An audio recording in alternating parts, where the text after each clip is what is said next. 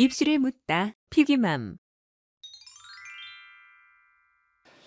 자, 이제 네 번째 의대 증원에 대한 기대 현상에 대해서 꼬집어 주셨는데 한마디 해주시죠. 수도권도 인원이 늘긴 늡니다마는 우리 수도권 엄마들이 응시할 수 있는 전국 전형을 놓고 봤을 때 우리에겐 하단이 그렇게 많이 내려가지 않죠. 이렇게 여러분이 목표를 정하실 때 내가 인솔의예과를 목표로 하느냐, 우리 애가 그 정도를 해낼 그릇으로 보인다라는 것과 저기 지방의대를 포함시키고 수시 대여섯 장도 몽땅 의대로 놓겠다 이렇게 했을 때 이 갭을 여러분 생각해 주셔야 되고요. 자, 의대 증원에 있어서 정시 수시에서 수능 최저를 아이들이 충족하지 못하고 넘어가는 인원 2월 1월까지 생각했을 때 정시 비중이 막 절반이 되고 이렇게 될 텐데 그 정시 세계에서는 단연 N수생이 유리할 것이고 좀 더 그 세계가 더 치열해질 것이고 우리 현역들로서는 그 세계를 많이 가져오기는 힘들 것이고 그래서 여전히 수시, 현역이 유리한 수시를 노리는 것이 마땅하구나 이 생각을 해 주셔야 되고 증원분의 거의 반의 반 정도로 우리가 현역이 유리한 것은 이런 해석도 해주실 필요가 있고 의대도 이제 스펙트럼이 좀 넓어진다. 합격선이 수시와 정시에 있어서 여기에서 내가 현역으로서 끝내야 되겠다. 우리 애가 장수생을 할수록 유리하겠다. 이런 측면에서 아이를 조금 관찰해 주십사. 이런 부탁까지 제가 드리고 싶습니다. 아직 아이들이 어리나. 요거는 저는 약간 입체적으로 보면은 반환 마라톤 하는 거잖아요. 의대 가는 마라톤을 한다고 쳐봐요. 반환점이 있어요. 그게 고1 내신입니다. 왜냐하면 지금 중2라 그러면 고1 내신이 2년 후예요. 그러니까 그때 되면 우리가 수시로 의대 갈지 아닌 걸 알 수 있어요. 고민할 이유가 없어. 미리 상상할 필요 없어요. 그리고 1학년 딱 가서 시험 봤는데 수학 2등급 나왔어. 그럼 끝난 거예요. 그걸 다시 되돌리기 힘들어. 그러면 이제 당연히 예를 들면 우리 애가 의대를 노릴 정도야. 그러면 상위권일 거 아니에요. 그럼 우리 애는 공부 좀 하나 봐, 동네에서. 그게 어느 동네든 상관없어. 공부 좀 하나 봐 그랬는데 고등학교 갔는데 1학년 때 수학 내신이 2등급 나왔어.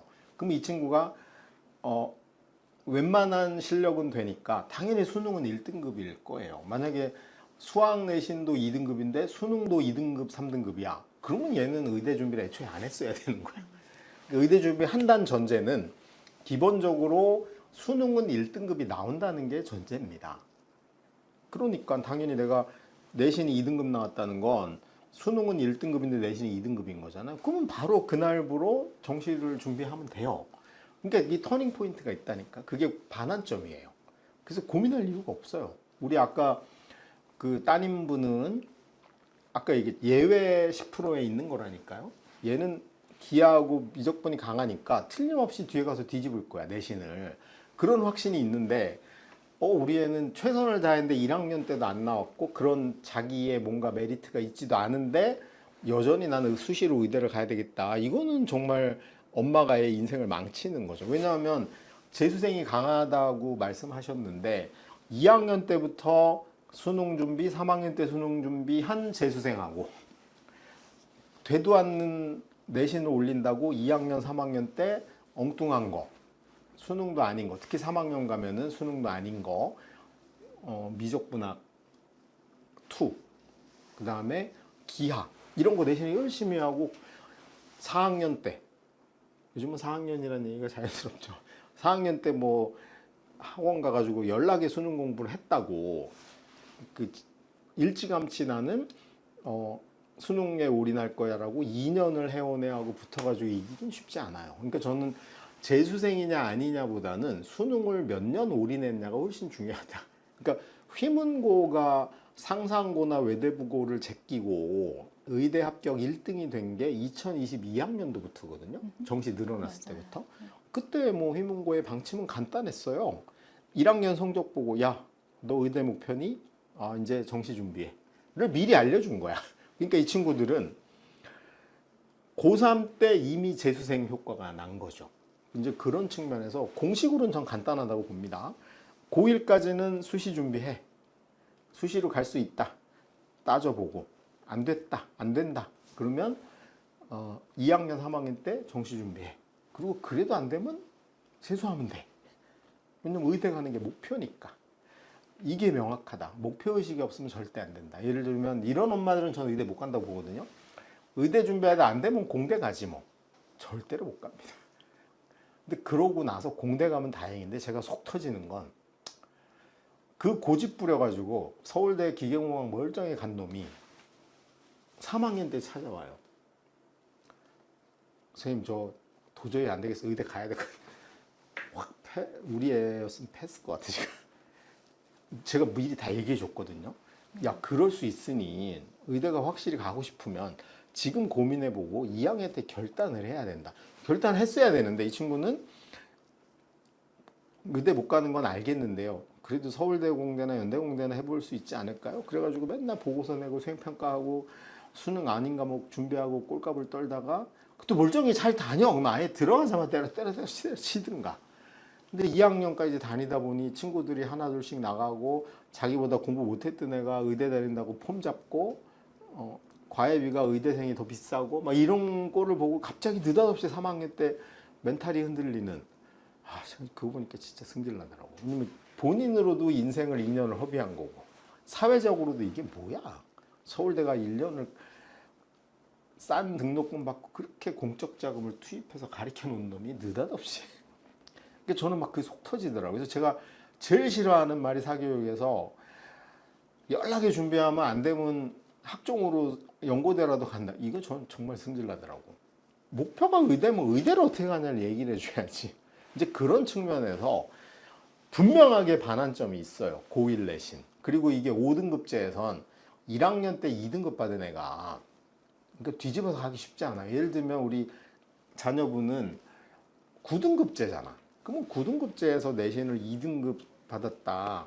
1등급 같은 거예요. 근데 그 5등급제 2등급은 11%부터예요. 그냥 3등급이야. 옛날로 치면. 그렇죠. 근데 뭔가 근거도 없이 열심히 하면 바뀌지 않을까. 아니면 더 나쁜 놈들이 있어요. 이거를 세특을 잘하면 뒤집는다. 뭘 뒤집어? 속이 뒤집히지. 그럼 말도 안 되는 환상을 가지면 안 되고 딱 반환점이 있다. 그래서 우리 애가 고1 내신으로 반환점 도는 시기에 되냐 안 되냐를 판단하고 이때 입장을 정하면 저는 충분하다. 옛날에 그 기억이 안 나세요? 수능 세대이신가요? 네. 오. 저는 학력고사 세대입니다. 저희 때도 있었어요. 뭐 재수생이 고3보다 학력고사든 수능이든 잘 봐요. 당연한 거지. 한 번 더 했으니까. 근데 그 비율이 요만큼이었다는 거예요. 그러니까 고3들이 연락에 공부했을 때 왜냐면 우리 때는 학력고사밖에 대학 갈 길이 없었고 그때 수시 없었잖아요. 그러니까 고등학교 1학년, 2학년, 3학년은 몽땅 수능 공부하는 거예요. 재수생은 그걸 한 번 더 하는 거야. 그리고 수시가 없었을 당시에 교육과정에서는 수능이나 학력고사 아닌 건 학교가 안 가르쳤어요. 그러니까 고3 때 내신만 해도 그 과목을 배운 거고 그 다음에 그 옛날 그지 같은 학교는 전부 다 필기시험밖에 없었기 때문에 수행평가는 형식적인 거잖아. 선생님한테 인사 잘하면 다 만점이었어.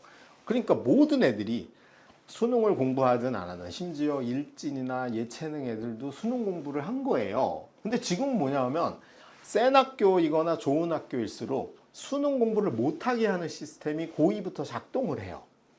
작동을 합니다. 그리고 수능 잘 보는 애들은 앉아서 문제 풀고 틀린 거 복습하고 암기하는 능력이 탁월해야 돼. 이게 우리가 그 수능 스킬이라고 하는 겁니다. 근데 영재고 간 애들은 이걸 못하게 하는 거예요. 왜냐면 후진 거니까 이게. 그래가지고 애들이 이제 정말 유럽형 애가 된 거야. 암기하는 것보다는 실험해보고 실사구시해보고 조사해보고 그런 좋은 공부를 충분히 하다가 느닷없이 재수하면서 암기를 해야지. 이게 되냐고요? 안 됩니다. 그래서 저는 의대 가는 애들은 가능하면 학종에 노출하면 안 된다가 제 지론이거든요. 왜? 한번 그 좋은 공부의 맛이 들린 애는 후진 공부로 다시 백도하는 게 불가능합니다. 왜냐하면 그래서 그 어려서 미국에 가서 공부한 유럽에 가서 공부한 학생들이 리턴해가지고 영어 공부를 못해요. 콩글리시 100점 받기 힘들어요. 이거는 제3의 언어야. 영어가 아니에요. 마찬가지라고 저는 보거든요. 근데 의대는 솔직히 아까도 1번으로 우리가 수능을 꼽은 게 수시로 갈래도 최저가 있어야 되는데 그런 측면에서 저는 고1이 한 번의 터닝 포인트고 그래서 저는 1학년 내신은 정말 목숨 걸고 현명하게 준비를 해야 되고 항상 그걸 체크해야 된다. 그래서 저는 중2부터는 수능 모의고사 봐서 숫자로 등급과 점수로 자기 위치를 확인하고 그 다음에 본인이 외대보고 가고 싶어. 그럼 외대보고 내신 문제 계속 풀어봐서 몇 점 나왔고 주변의 정보 컨설턴트 물어봐서 제가 22년도 1학기 내신 풀어봤는데 중간고사 몇 점이고 기말고사 몇 점이에요. 그러니까 이 정도면 외대보고 이제 바뀐 내신에서 1등급 가능한가요? 이런 거 확인해보고 그럼 계속해서 될 것 같으면 가고 아닐 것 같아 안 가야지. 이제 그런 측면에서 의대 중원은 이제 이런 효과가 있어요. 아직 숫자로 나오진 않았어요. 오늘 현재. 근데 1,500까지는 확정이 됐어. 그러면 이제 1,500이 늘었는데, 근데 저는 1,500으로 분석은 아직 안 해봤고 옛날에 아니죠. 얼마 전에 2,000명으로 해봤거든요. 근데 서울대 안 늘었죠. 연대 안 늘었죠. 성대만 얍삽하게 우리는 수원 해가지고 늘렸죠. 성대가 그동안은 자기는 서울에 있는 의대라고 뭐 개뻥을 까다가 갑자기 서울 안 늘려고 그랬더니 우린 수원 이래가지고 120으로 늘었어요. 가천대가 130 늘었고 몇 개 안 늘었어. 여기는 수도권은 지역 인재 우리는 안 돼요. 그럼 결론은 내가 수도권에 있는 의대를 가는데 뭐만 늘었냐면 정시만 늘었어요. 왜? 지역 인재 정시는 별로 안 늘었고 지방대들이 몽땅 60% 이상은 는 거를 지역 인재로 배분을 해야 되기 때문에 그럼 결국은 수도권 학생들이 갈 입장에서는 수시는 거의 안 늘었고 정시만 는 겁니다. 약 800명 가까이 증원이 된 건데 그러니까 결국은 이제 의대 증원의 기대 효과는 수도권에 사는 서울이나 경기, 인천에 사는 친구들 입장에서는 정시만 늘었다고 보셔야 돼요. 분석을 해보면 그런 측면에서 이제 나오는 거죠. 전제 중2든 중3이든 우리 아이의 수능 지수 알고 있고 그 다음에 내신 지수 알고 있고 내신 지수는 간단하잖아요. 반 1등 3% 그러면 일반고 1등급 확실 자사고 1등급 가능 반 2등 3등 10% 일반고 1등급 겨우 달랑달랑 자사고 절대 1등급 아님 이미 판정이 난 거예요. 그런 상태인데 수능은 1이야. 왜냐하면 자사고 1등급은 수능 당연히 1등급이고 이건 숫자로 증명이 되잖아요. 자사고 2등급도 수능은 확실히 1등급이야. 그러니까 우리 애는 수능 지수는 1등급이고 내신 지수는 2등급이니 정시가 더 적합한 학생이네 판단할 수 있어요. 그 다음에 아까 저는 공감하거든요. 예를 들면 학군지가 아닌 친구들은 동네 일반고를 갈 것이냐 자사고를 갈 것이냐 저도 자사고 가는 걸 권합니다. 대신 수시는 포기하고 가라. 왜? 가봐야 네가 일 받을 확률은 낮으니 그럼 애초에 나는 거기 가서 좋은 분위기 하에서 수능 선행 다 끝내놓고 왜냐하면 제가 작년까지 말렸거든요. 이유가 뭐냐면 미적분이 수능에 나오는 순간 사교육에 의존을 해야 돼요. 그 다음에 물화생지 중에 2개를 골라서 수능을 보려면 역시 사교육에 의존을 해야 되는데 이제 이게 빠졌잖아. 이게 빠졌으니 수원, 수투, 그러니까 대수하고 미적분 1까지 그 다음에 통합과학까지만 완벽하게 내가 중학교 때 미리 끝내놓으면 가서 얼마나 좋아. 기숙사에서 혼자 인강 조금 도움하면서 혼자 내신도 뭐 대충 하면 되니까 수능하기 너무 좋은 거예요. 옛날에 우리 시대에 절에 들어가서 사법고시 공부한 거랑 비슷한 거지. 그런 좋은 환경이니까 가서 공부해라.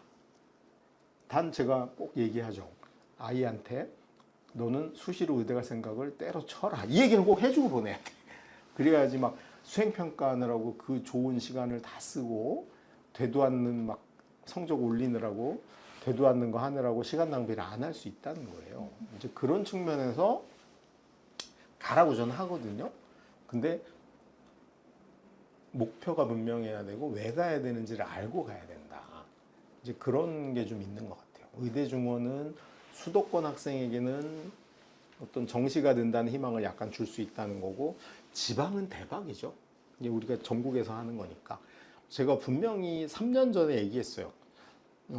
2028 되면 빨리 전학 가시라. 그래서 초등학교 때 가야 되니까. 그렇죠? 가신 분들이 있어요. 제가 부산이나 창원 설명회 가면은 그 엄마들이 와요. 이제 우리 이미 늦었어요, 이제. 지금 초등학생은 지금이라도 고민하셔야 됩니다.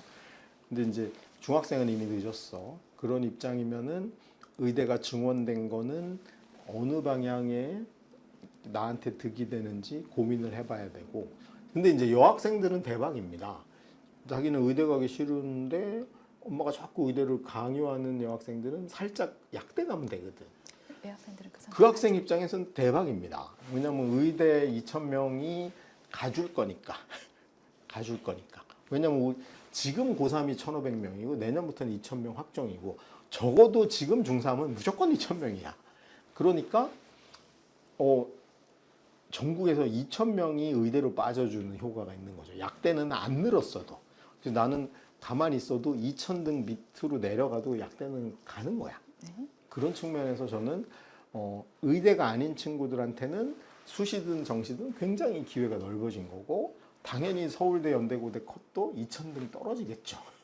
이제 그런 측면에서는 전반적으로는 컷을 하락시키는 효과가 있었고, 의대 중원이 미치는 영향은 진짜 전국 꼴찌까지 영향을 낙수 효과가 확실해요. 네. 경제에서는 낙수 효과가 없었는데 이 의대 증원은 확실한 대입에서의 낙수 효과는 내고 있는 건 현실인 것 같아요. 애들은 줄고 있고, 그다음에 국가 입장에서는 서울대를 줄일 수는 없잖아요.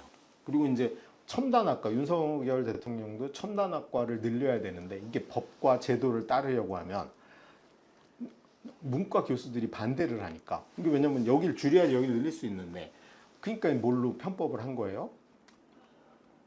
정원회를 확 늘려고 그랬지. 정원회로. 이거는 대통령령으로 아니면 교육부 장관이 하면 오다 때리면 할 수 있는 거거든. 그래서 이거 늘어났어. 그래서 작년에 우리가 첨단학과 확 늘어났죠. 서울만 1,000명 가까이 늘었잖아요. 근데 이번에 의대 확 늘었죠. 그러니까 이제 애들 입장에서는 확실하게 낙수 효과를 볼 수 있는 거죠. 덕분에 이제 지방대는 다 문 닫아야 되는 게 되긴 했으나.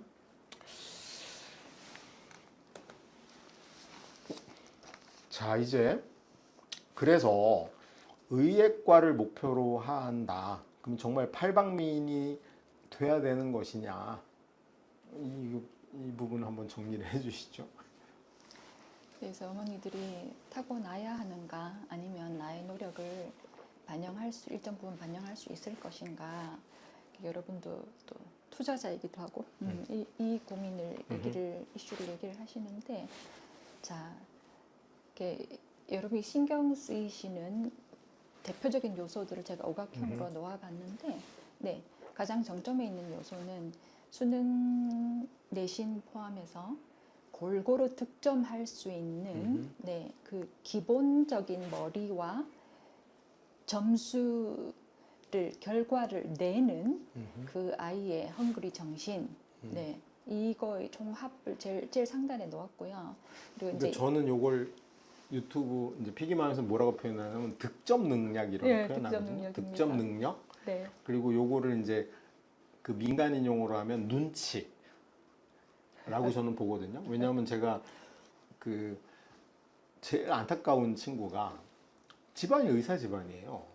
여학생인데 칠수를 합니다. 칠수. 근데 그 친구는 너무나 성실하고요. 근데 항상 수능을 못 봐요. 딱 의대 못 갈 만큼만 보는 거야. 근데 제가 그 친구를 7년을 본 거잖아요. 항상 겨울이 되면 봅니다. 근데 딱 제가 느낀 게 뭐냐 하면 주눅이 들었어요. 그러니까요. 주눅이. 그러니까 이렇게 그 시쳇말로 후달리는 거야. 근데 이거는 부모님 책임이라는 거예요. 저는 뭐냐 하면, 그러니까 아까 얘기했지만 10%의 예외. 그러니까 불성실하고 뭐 이런 걸 안 찾는데 의대 가는 애들은 전 눈치가 있는 애들이야. 아, 내가 요렇게 하면 될 것 같아. 근데 이게 없고 주눅 들어 있는 친구들은 남들이 했다는 걸 다 해야 될 것 같은 거예요. 너무 버거워. 근데 눈치가 있는 놈은 그 고승덕 변호사라고 아세요? 알죠. 시험에 세계 1등. 맞아요. 실력으로는 꼴찌인데. 근데 그 득점 능력 1위는 고승덕 변호사입니다. 이 친구는 전 그거 보고 한번 감동했거든요. 자기는 딱 보면 시험에 뭐가 나올지 보이는데. 그리고 그것만 100번 반복. 그러니까 머리에 든 게 별로 없는 거죠. 그 서울시 교육감인가 나왔을 때 얘기 들어보면 한심했는데 어쨌든 시험은 1등 하는 거야. 근데 대부분 착하고 성실한 친구들이 입시에 실패하는 친구들 보면 너무 많은 걸 하려고 그래요. 그러니까 저기 아까 사고와 통찰력은 중요한 건가 아닌 걸 구분해야 되는데 그래서 저는 그걸 득점 능력과 눈치라고 표현을 합니다. 그거랑 같은 개념인 것 같아요. 네. 적극 동의합니다. 저 제일 탑에 있는 저 부분이랑 마지막에 있는 언어적인 말과 글과 공감 소통 능력 이거 좀 타고나지 않습니까, 선생님? 어머니들이 말씀을 해 주시는데요. 타고나는 요소도 있겠습니다만은 여러분이 노력으로 아이를 도와주고 매일매일을 루틴에서 여러분도 함께 노력을 함께 그 마라톤을 함께 달려주심으로써 2% 3%를 업할 수 있는 그 플러스 요소들이 여기 보면 있다고 보셔야 되거든요. 그런 맨 마지막과 맨 첫 번째 능력 타고나지 않는가 요거 외에도 공교육에서 아이가 어떻게 행동을 하고 자기 절제를 어떻게 담고 그리고 엄마 말도 어떻게 순응할 수 있느냐 요런 것도 지금 중간에 초록색에 있는 박스에 있어서 그리고 또한 내신은 물론이고 수능에서도 통합사회 과목이 있으니 이과 성향에서 점수를 퍼펙트하게 내면서도 또 과목 간에 호불호가 없어야 되지 않습니까, 선생님? 이것이 타고난 아기가 몇 명이나 있겠습니까? 자기가 좋아하는 공부를 좋아하지 아이들이. 그리고 또한 킬러가 없는 수능이겠다. 지난 겨울에 수능을 앞두고 얼마 앞두고 그러니까 논킬러 수능인가 우리 이렇게 생각했었는데 뚜껑을 열었더니 역시 듣보잡 문제는 접근이 어려웠고 역시나 아이들이 느끼는 난이도는 마찬가지 어려웠었다. 그 정해진 시간 내에 당황했다. 이거였죠. 그래서 교과목에 있어서 아이가 좋아하지 않는 교과목에 대해서도 호불호 없이 책도 보고 배경 지식도 쌓아가고 교과서도 미리 읽어보고 1, 2년 앞선 교과서도 접하고 이런 것들은 여러분이 함께 뛰시면 돼요. 함께 고진감래 하시면 플러스를 좀 주실 수가 있고요. 그리고 섭생과 루틴 안정, 타고난 건강이 좌우되지 않을까요? 아이들 한창 때기 때문에 10대기 때기 때문에 할 수 있어요. 대신에 여러분이 이 섭생과 루틴을 일정하게 정말 올림픽을 앞두고 선수들이 1년, 2년을 같은 시간에 일어나서 똑같은 시간만큼 딱 체력 훈련을 하고 분단위로 움직이잖아요. 그죠? 거의 이런 마인드로. 이게 수능과 직관성이 상당히 직연관성이 있습니다. 네. 요런 거를 타고난 것과 여러분이 도와 서포트로 하루를 매일매일 한결같이 이 두 가지를 플러스를 해서 최상의 결과를 내실 수 있도록 여러분이 함께 하실 수 있어요. 왜냐하면 의대도 이제 점수 존이 넓어지고 조금 비인기 의대까지 여러분들이 정말 소신을 두고 하신다라고 하면 예전보다 좀 더 가능성이 커지는 거죠. 저는 그렇게 보고 있습니다. 인정받는 학교 생활 하나씩 이제 아까 사고력 통찰력은 우리가 분석을 해봤고요. 네. 인정받는 학교 생활 저거 되게 중요하죠. 왜냐하면 학생부 종합 전형을 위해서도 좀 의식되는 부분이고요. 그러니까 저는 의사 되려면 반드시 필요하다고 봅니다. 네. 왜냐하면 규범 준수 측면. 그러니까 저는 저것도 눈치라고 봐요. 왜냐하면 어떤 아이가 학생부라는 게 그런 거잖아요. 내가 쓰는 게 아니에요. 그러니까 누군가 나를 관찰하고 대신 써주는 거야. 그러니까 이게 그 철학으로 하면 이데아 같은 거거든요. 불빛으로 비치는 그림자를 보고 이 실제 물건이 뭔지를 판단하는 거거든. 근데 저는 이제 그 대학의 입학사정관들이 열받는 게 그런 것 같아요. 그림자가 이상해. 얘는 분명히 일진인데 훌륭한 학생으로 써줘. 그러니까 이제 우리나라 학생분은 아무도 안 믿는 게 된 거예요. 근데 이제 문제는 뭐냐면 학생 입장에서는 해야 될 일이 너무 많아요. 예를 들면 아버지, 그러니까 대기업 재벌 회장은 분리수거 안 해도 돼요. 그러니까 일만 생각할 수 있거든요. 근데 대기업 대리는 분리수거 해야 돼요. 그러니까 무슨 말이냐면 수능도 해야죠, 내신도 해야죠, 친구도 사귀어야죠, 자기도 살아야 돼, 사춘기인데. 그러니까 애들이 할 일 너무 많은 거야. 근데 인정받는다고 예를 들면 아침에 6시 가갖고 청소를 계속 하고 있을 수 없잖아. 그래서 저는 인정받는 학교 생활도 핵심은 눈치라고 봅니다. 교장 선생님 출근길에 쓰레기를 주워야지 걸려가지고 써져. 그게 무슨 말이냐면 친구 관계도 똑같거든요. 그렇죠. 아, 저 친구는 너무나 깊은 친구 관계만 사귀는 애야. 그럼 이 친구랑 사귀면 의대 못 갈 가능성이 높아요. 모든 카톡에 답해줘야지. 안 그러면 삐져가지고. 그 제가 말하는 건 진정성으로 모든 걸 할 수 없다는 거예요. 그러면 이제 내가 여기선 이 정도, 여기선 이 정도. 그 다음에 엄마 말을 듣는 것도. 왜냐면 특히 이게 지금 중학생이라고 하면 중학교 엄마들 대부분은 의대 입시를 몰라. 특목고 하면 짱인 줄 아는 엄마도 있고 자사고 하면 짱인 줄 아는 엄마도 있고 수능하고 내신 준비 어떻게 해야 되는지도 모르는 상황에서 엄마는 자꾸 여기 갔는데 물리와 물리투 연합 한 방에 끝내는 거 12주 완성이 있대. 나 이걸 들으려고 엄마가 우겨. 그럼 이걸 아니라고 거부를 엄마 나 가출할래요가 아니고 잘 설득해서 현명한 어머님 그 수능도 아닌 걸 먼저 해도 될까요?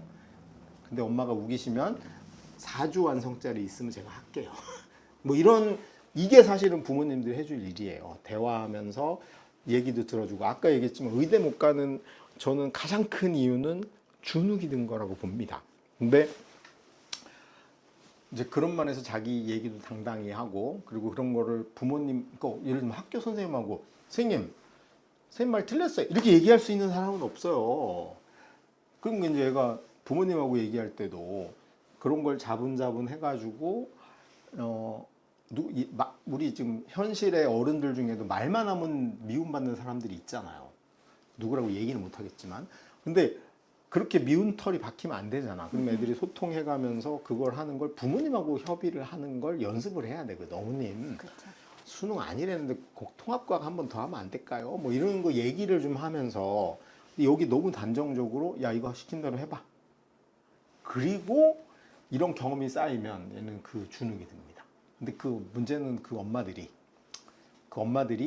지가 틀린 걸 해놓고도 나중에 반성을 안 해. 그 내가 아들아 그때 내가 잘못했다. 앞으로 네 얘기 더 경청할게.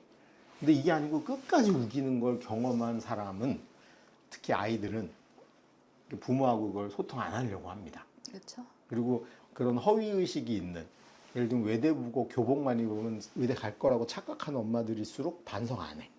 계속 그걸 2번, 3번을 억누르면 그 아이는 주눅이 확 듭니다. 절대 평소에는 공부 잘하다 수능날 망하는 애는 이런 애들이에요. 이런 애들. 왜? 헷갈리는 문제가 하나 나오면 엄마 그림자가 어른거리는 거야. 그래서 절대 안 된다.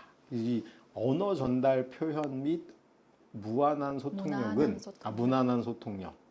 죄송합니다. 눈이 안 좋아서. 무난한 소통력은 학원에서 배울 수 없어요.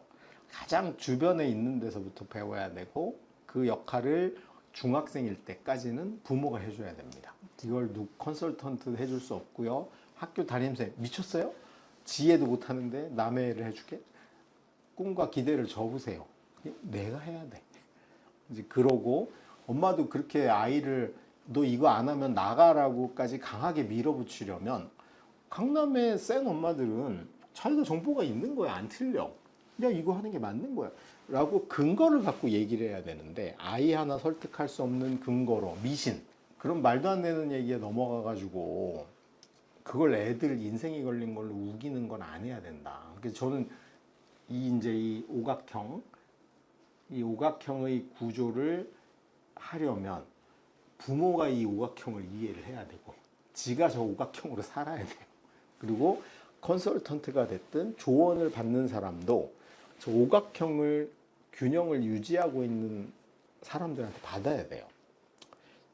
그러니까 현재 제가 대한민국에서 발견한 거는 저하고 우리 김윤정 컨설턴트 두 분 있네요. 이제 이런 상황에서 아이가 이거를 가져가게 하는 거. 그러니까 저는 예를 들면 이런 경험이 있었어요. 어떤 엄마가 너무나 이 엄마는 좀 샤이한 엄마야. 강남 엄마인데 주관식 채점하는데 중학교 때예요. 다행히. 자기 아이가 표현은 맞는데 아니 내용은 맞는데 표현이 잘못했다고 감점당했다는 거야. 그래서 이거 학교 가서 어떻게 해야 되냐고 제가 참으라 그랬어요. 왜? 이걸 엄마가 나서면 얘는 앞으로 모든 일은 다 이거 엄마가 대신해 주는 거로 간다. 끝장이다. 중학교 때 뭐 5점 감점 당해봐야 얘 인생에 아무 지장이 없다. 그 확인해 보라 그랬어. 선생님이 수업 시간에 반드시 얘기를 했을 거다 이거. 예를 들면 이 표현, 왜냐면 우리는 공정한 채점을 해야 되니까 이 표현을 안 쓰면 감점한다라고 얘기했는지 안 했는지 확인해 봐라. 확인했더니 했대요. 이놈이 그때 그거를 흘려들은 거지. 쥐 잘못이야. 가지 말라 그랬거든요. 근데 그 엄마는 정말 훌륭히 안 갔어요. 근데 여기 대부분 갑니다. 여기서 이제 엄마들이 가갖고 지랄을 해가지고 이게 바뀌면 이 아이는 일단 저걸 못해요. 언어적 전달, 표현 및 문화나 소통력이 뚝 떨어져요. 특히 안정적인 인정받는 학교 생활에서도 거리가 멀어집니다. 선생님이 내 걸 잘 써줘도 무서워서 잘 써주는 거지 절대 이게 달라요. 읽어보면 아, 정말 애정을 갖고 이 선생님이 쓴 건지 아니면 그냥 1등이라 써준 건지 차이가 납니다. 이제 그런 면에서 저는 정말 부모님 행동이 중요하다고 생각하는데 특히 중학교 때 이제 좀 잘 나가시는 부모님들이 이걸 망치는 경우가 꽤 있는 것 같아요.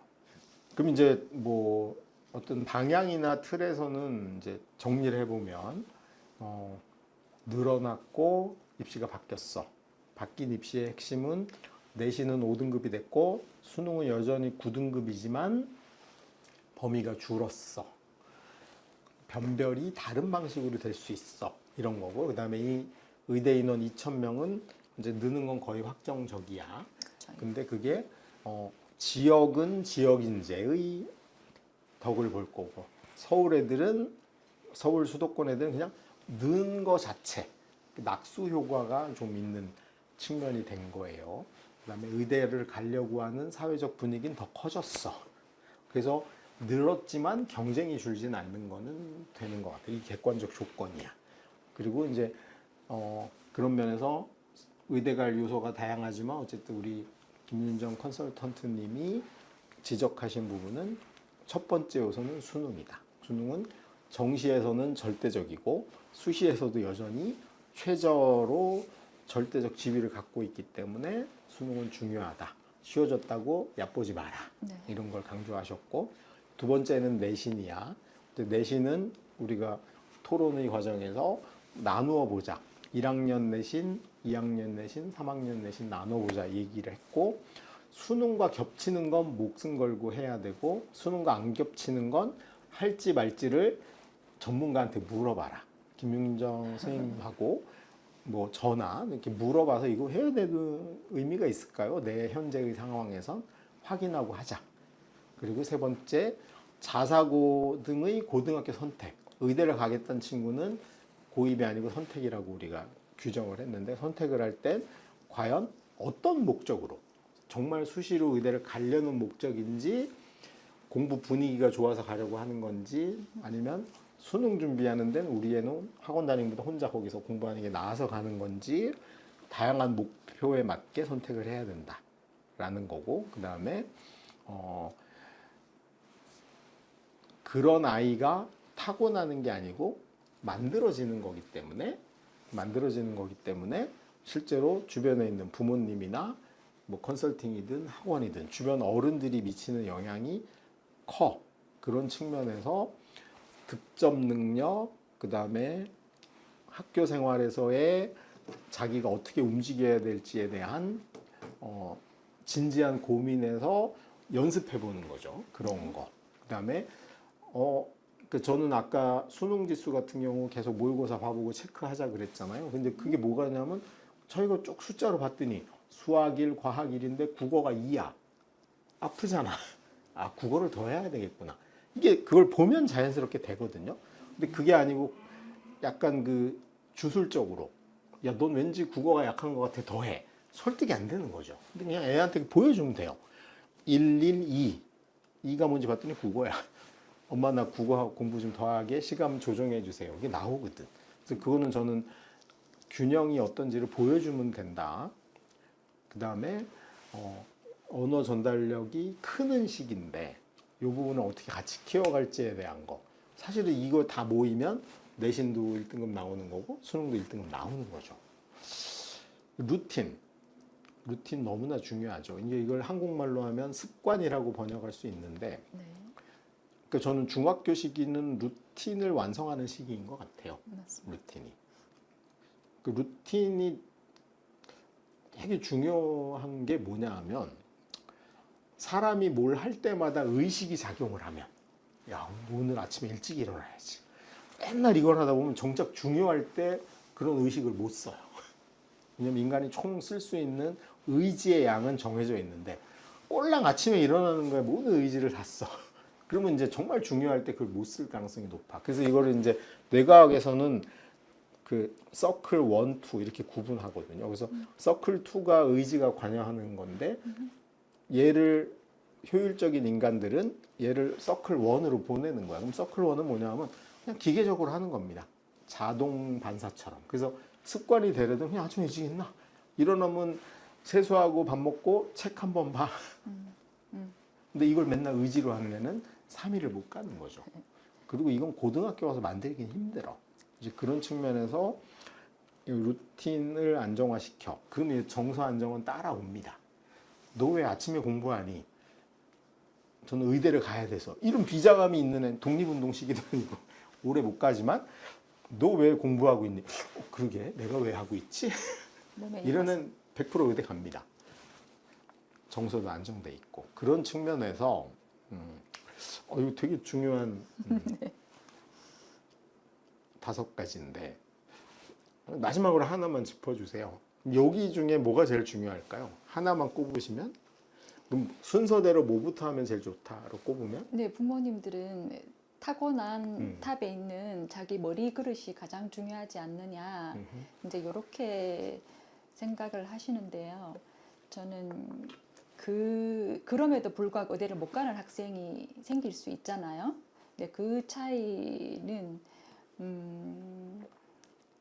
헝그리 정신, 자기가 찾는 이유, 특히 남학생들, 주입받는, 강요받는 이유 말고 자기 인생이 걱정되는, 그게 작동이 좀 돼줘야 되는데 나이를 아이들이 10대 초반에서 10대 후반에 가면 갈수록 여기에 있어서 타고난 환경이 헝그리하지 못하는데 어떻게 헝그리 정신이 생길 수 있겠는가 또 이런 질문이 나오죠. 네, 그 부분도 조금씩 부모님들이 고통 분담이라고 할까요? 솔선수범이라고 할까요? 어떤 단어로 제가 표현을 했는지 모르겠습니다만은 부모님들도 힘들고 자기 편한 것을 버리고 루틴을 실천하는 모습을 보여주고 싫어하는 분야의 책도 같이 본다던가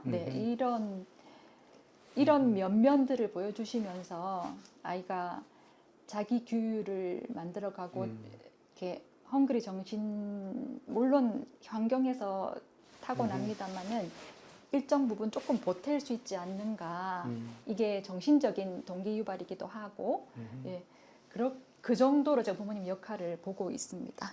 습관 안정화 루틴을 꼽으신 거네요. 맞물리는 얘기이기도 하고 저도 개인적으로 루틴이라고 봅니다. 특히 중학생은.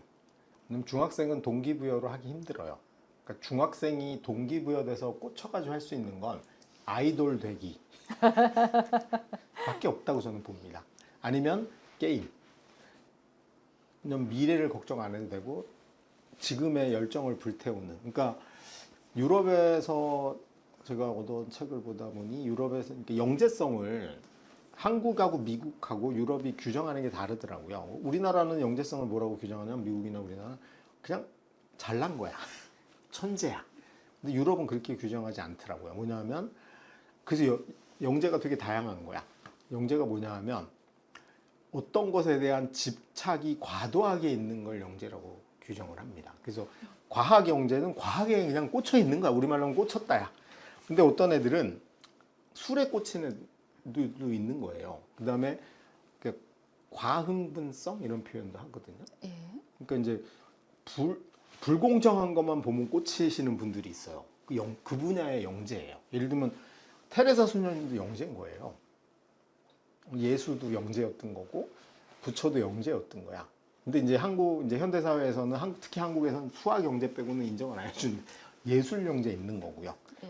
근데 유럽 애들은 영재를 따로 교육시키지 않아요. 왜? 네 능력을 발휘하려면 저런 바보들하고 소통해야 되니까. 근데 한국이나 미국은 미국도 아니야. 한국만 이렇죠. 일본도 심지어는 영재 교육을 따로 시키지 않거든요. 근데 한국만 어린애들을 모아가지고 따로 몰아놓는 거죠. 그리고 구경하는 거야. 그러니까 우리 저기 과거의 천재들 보면 제대로 사회에 녹아서 하고 있는 친구들이 별로 없잖아요. 그러니까 속 터지는 건데 어쨌든 그런 게 이제 영재성인 건데, 근데 솔직히 수능을 보거나 의대 가는데 영재가 필요하지 않거든요. 그러니까 성실함이 1번인 거야. 그러니까 결국 그건 어디서 나와요? 루틴에서 나오는 거죠. 그리고 저 루틴은 중학생이 어떻게 생기겠어? 어느 날 갑자기 15살짜리가 신의 계시를 받고 어머님 저는 오늘부터 아침에 일찍 일어나고 학원 갔다 오면 꼭 숙제를 할게. 이게 될 리가 없잖아. 결국은 보고 배워야 되는데 보고 배울 때가 어디 있어? 부모님밖에 없죠. 근데 이제 저희 집안이 되게 자유주의 집안이거든요. 둘 다 우리 집사람하고 저하고 다 올빼미예요. 우리 집 애 둘 다 올빼미야. 그 다음에 약간 기분파죠. 루틴이 되게 불안정해요. 루틴이 없는 게 루틴이야. 애들도 똑같아요. 근데 저희는 의대를 보내고 싶지 않았고 꼭 명문대를 나와야지 잘 산다고 생각하지 않는 가족의 철학이 있어서 아무 문제가 없어요. 근데 만약에 내가 그렇게 해놓고 부모가 그렇게 해놓고 너 의대 안 가면 호적에서 판다. 이건 말도 안 되는 거야. 그래서 저는 저희 아이들한테 뭐라고 하지 않아요. 그리고 우리 아이들도 뭐 나름 잘 살고 있고 사회에 기여를 할 거라고 저는 생각합니다. 이제 그런 거기 때문에 아까 정말 좋은 지적이야. 의대를 보내고 그 루틴을 만들고 싶으면 자기도 해야 돼. 자기도. 그러니까 영국의 왕가는 아이를 군대를 보내야 돼요. 그래야지 왕위를 계승할 수 있고, 스웨덴의 그 재벌은 해군에 입대를 해야 돼요. 만약에 해군에 입대를 안 하면 자기는 그 CEO 자리를 포기하는 겁니다. 그러니까 이제 아이들이 그걸 보고 내가 CEO를 물려받고 싶으면 우리나라 모 재벌처럼 분식을 하면 되는 게 아니고 해군에 입대를 해야 되는구나 하는 거지. 이제 그런 게 사실은 성장기에 자기 어떤 규범이나 루틴을 만드는 데 역할을 주는 거예요. 그리고 스트레스가 당연히 없을 수 없죠. 어떻게 해서 인간이 살고 뭔가를 이루어내는데 스트레스가 없겠어. 근데 그 스트레스가 합의되고 나도 해야 되겠다라고 느끼면 자기 발전을 하는 좋은 스트레스가 되는 거고, 남의 강요에 의해서 어거지를 해야 되면 진정한 스트레스가 되겠죠. 그리고 이 스트레스가 많은 애들이 아까 제가 얘기했듯이 결론은 주눅이 들어요. 그리고 꼭 결정적인데 망해. 근데 이거를 저는 일부 학교 선생님들이 고3은 수능 못 보게 돼 있다라고 고착화된 마인드를 자꾸 애들한테 주입시키는 경우가 너무 많이 봤거든요. 하여튼 그런 건 어른들로서는 하면 안 된다 이런 생각이 좀 듭니다. 어쨌든 오늘 와서 이렇게 한번 쭉 정리하면서 우리 다양한 이슈들도 제가 끌어다 붙이긴 했으나 초중등 엄마들을 한번 쭉 정리하는 계기가 되지 않았을까 그런 생각이 듭니다. 앞으로 자주 모셔가지고 이런저런 경험에서 우러나오는 이런저런 이야기를 좀 많이 들어보는 시간을 계속 갖도록 하겠습니다. 자주 오실 거죠? 감사합니다. 불러주셔서 감사합니다. 오신다는 얘기는 안 하나요? 네, 또 뵙겠습니다. 약속하셨어요. 네. 추가로 하실 말씀 있으세요? 오늘 공부하느라 고생 많이 하셨습니다. 네, 여러분 이미 알고 계신 것들도 제가 말씀을 많이 드렸을 겁니다. 힘내시고요. 지금 세상의 흐름은 여러분의 편으로 가고 있는 것 같습니다. 마지막으로 격려의 말씀까지. 오늘 한 거 중에 궁금하신 점이 있으면 오늘 특별히 우리 김윤전님께서 나오셔가지고 제가 댓글도 한번 보고 답도 달도록 할 테니 추가적인 게 있으시면 하시고 다음엔 이거 해줬으면 좋겠다 그런 게 있으시면 의견을 주시면 협의해가지고 뭐 그런 시간을 한번 가져보도록 하겠습니다. 고맙습니다. 마치겠습니다. 감사합니다.